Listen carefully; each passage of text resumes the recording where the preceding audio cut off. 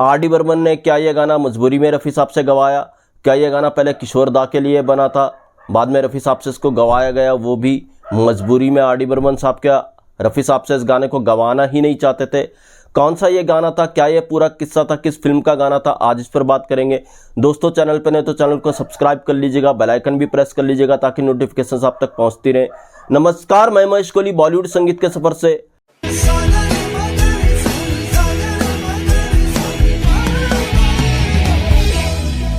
R D Burman, Rafi साहब। जब भी आर डी बर्मन और रफ़ी साहब की बात होती है तो चाहने वाले जो हैं बड़े कंफ्यूज हो जाते हैं, जस्टिस इनजस्टिस जैसी बातें आनी शुरू हो जाती हैं। मगर क्या ऐसा सच में था, इस बात को समझते हैं। दोस्तों, जब आर डी बर्मन साहब ने अपने कैरियर की शुरुआत की थी, म्यूजिकल जर्नी उनकी शुरू हुई थी, तो सबसे पहले उन्होंने रफ़ी साहब से ही गवाया। फिल्म थी छोटे नवाब, और छोटे नवाब के बाद आर डी बर्मन साहब जब बड़े म्यूजिक डायरेक्टर बने, वो फिल्म थी तीसरी मंजिल। तीसरी मंजिल के किस्से भी सबको पता है। इसमें आर डी बर्मन साहब बतौर संगीतकार रखे ही नहीं जा रहे थे। पहले इसमें शंकर जयकिशन साहब को लाने की बात हो रही थी, कभी इसमें ओपी नैयर साहब को लाने की बात हो रही थी। शम्मी कपूर चाहते ही नहीं थे कि इसमें आर डी बर्मन साहब संगीत दें, मगर विजय आनंद के कारण, इसके डायरेक्टर थे विजय आनंद, इसमें आर डी बर्मन साहब आए। मगर यहाँ पर एक ख़ास बात देखिए कि रफ़ी साहब को चेंज नहीं किया गया, रफ़ी साहब को गवाना ही पड़ा तीसरी मंजिल में।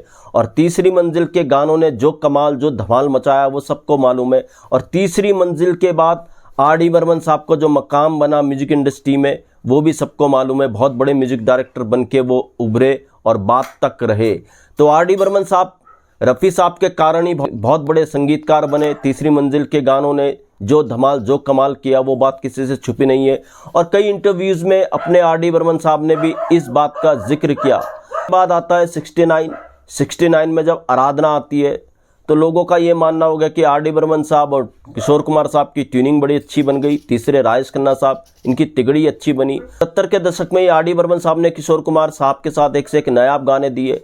69 में हालांकि आराधना में एस डी बर्मन साहब का संगीत था, मगर कहते हैं एस डी बर्मन साहब बीमार पड़ गए थे। कहते हैं आराधना के गाने रफ़ी साहब गाने वाले थे, मगर आर डी बर्मन साहब के कारण इसमें किशोर कुमार साहब को गाने दिए गए। और जो किशोर कुमार साहब ने कमाल किया आराधना में, वो भी सबको मालूम है। तो 70 के दशक में आर डी बर्मन साहब ने किशोर कुमार साहब के लिए एक से एक नायाब गाने दिए, एक से एक नायाब गाने इनकी जोड़ी ने बनाए।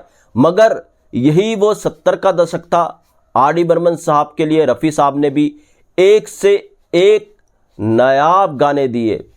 चाहे वो गाना गुलाबी आंखें हो, चाहे वो गाना चुरा लिया है तुमने जो दिल के हो, और हम किसी से कम नहीं के गानों ने तो वो कमाल किया। रफ़ी साहब को राष्ट्रीय पुरस्कार मिला हम किसी से कम नहीं के गाने के लिए, क्या हुआ तेरा वादा। इसमें भी संगीत आर डी बर्मन साहब का ही था। और हम किसी से कम नहीं का एक कंपटीशन था काफ़ी लंबे गानों का, उसमें जो सबसे मुख्य गाना था शुरुआत में, वो भी आर डी बर्मन साहब ने रफ़ी साहब से ही गवाया, चांद मेरा दिल चांदनी हो तुम।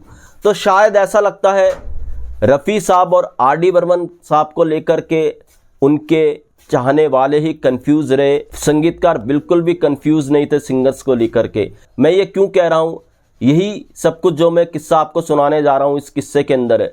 दोस्तों, एक मैं गाना सुन रहा था, बचपन में अक्सर मैं ये गाना सुना करता था, तो मुझे ख्याल आया, यूट्यूब पे मैं था तो मैंने सोचा क्यों ना ये गाना सुना जाए।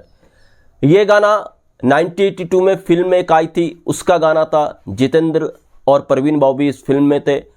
युगल ये गीत था, काफ़ी खूबसूरत ये गीत था, रफ़ी साहब के साथ आशा जी ने गाया था। तो जब मैं गाना सुन रहा था तो मैंने कमेंट में जा कर के देखा, बड़ी चौंकाने वाली बातें लिखी हुई थी यूजर्स ने।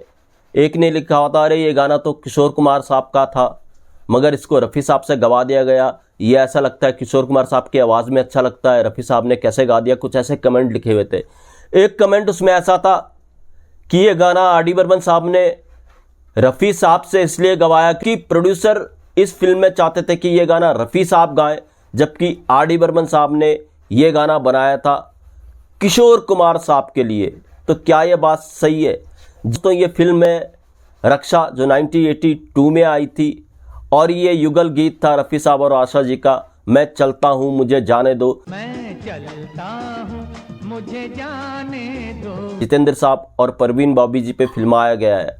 तो क्या ये बातें पूरी तरह से सही है? अगर रक्षा फिल्म की बात करें, 1982 में रक्षा आई थी, और शायद रफ़ी साहब ने जब ये गाना रिकॉर्ड किया था जो रफ़ी साहब ने अपनी डेथ से पहले कुछ गाने रिकॉर्ड किए थे, उन्हीं में से एक ये गाना होगा। 80s के शुरुआत में शायद ये गाना रिकॉर्ड हुआ होगा। अगर रक्षा की बात करें तो इस फिल्म में 3, 4 लगभग 5 ट्रैक थे। 3 ट्रैक किशोर कुमार साहब ने गाए थे, 3 गाने किशोर कुमार साहब ने गाए थे, 2 आशा भोसले के साथ गाया था, 1 सोलो गाया था और 1 ही गाना इसमें रफ़ी साहब ने गाया था आशा जी के साथ। तो दोस्तों, अगर आर डी बर्मन साहब को प्रोड्यूसर के कहने पे रफ़ी साहब से ही गवाना था ये गाना, तो फिर बाकी जो वो 3 गाने थे इस फिल्म के, वो भी आर डी बर्मन साहब रफ़ी साहब से ही गवाते। तो ये बात बिल्कुल झूठ है, क्योंकि किताबों में इसका जिक्र होता, किसी किताब में इसका जिक्र नहीं है, ना आर डी बर्मन साहब ने कभी अपने इंटरव्यू में इस बात का जिक्र किया है। पब्लिक चाहने वाले बड़े, जैसे मैंने कहा, कंफ्यूज रहते हैं, मगर ये हकीकत है। संगीतकार कभी कंफ्यूज नहीं रहे।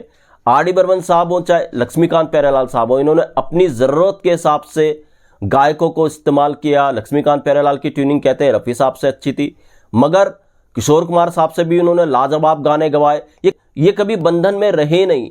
आर डी बर्मन साहब अगर ऐसी बात होती तो हर ट्रैक किशोर कुमार से गवाते, मगर ऐसा उन्होंने किया नहीं।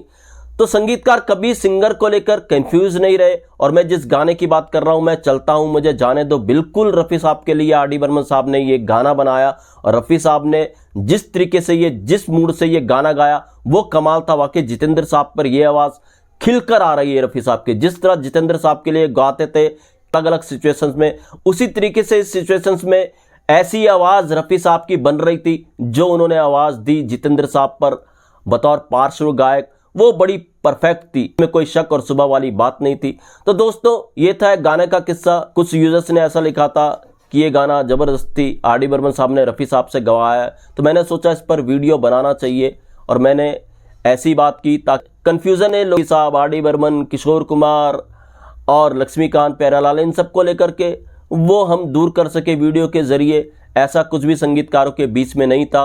कभी आर डी बर्मन साहब ने रफ़ी साहब की कोई बुराई नहीं की, उनको कमतर नहीं आका। किशोर कुमार साहब की जितनी तारीफ़ की आर डी बर्मन साहब ने, वो सब इंटरव्यूज़ मौजूद है, रफ़ी साहब की भी उतनी ही तारीफ़ की। तो दोस्तों, ये था एक नायाब किस्सा। ऐसे किस्से मैं आपके लिए लेकर के आता रहूँगा। महेश कोहली को दीजिएगा इजाज़त। Good bye, good luck and take care.